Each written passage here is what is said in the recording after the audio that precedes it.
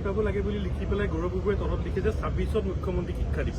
তাৰ মানে কি যে জুবিনৰ ন্যায়টোৰ লগত কোনো সম্পৰ্কই নাই।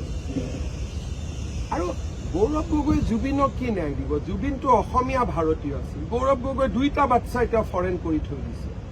তেওঁ অসমীয়া ভাৰতীয় মানুহৰ মনৰ কথা কি বুজিব? পুতেকটোক ফৰেনাৰ বনাইছে আৰু কালি ইণ্ডিয়ান পতাকালৈ জোকৰাই আছে। আৰে নাগৰিকত্বটো চেঞ্জ কৰক না। আজিলৈকে ইমান সমালোচনা হ'ল, আজিলৈকে ঠিক আছে ভুল কৰিব পাৰে কোনোবাই জীৱনত, আজিতো এপ্লাই কৰিব লাগিছিল যে মই অসমৰ মুখ্যমন্ত্ৰী হ'ব বিচাৰো, গতিকে মোৰ ল'ৰা ছোৱালী দুটা ভুলতে যদিও ইংলেণ্ড হৈছিল, ব্ৰিটিছ হৈছিল, এতিয়া অন্তত মই ভাৰতীয় কৰাৰ সিদ্ধান্ত লৈছো। এই ঘোষণাটো হ'ব লাগিছিল নে নাই? তাৰমানে অসমৰ মুখ্যমন্ত্ৰীৰ বাসভৱনত 4জন মানুহ থাকিব। গৌৰৱ গগৈ ভাৰতীয়, বাকী 3টাই বিদেশী। কোন অফিচাৰ যাব তেওঁৰ ওচৰত?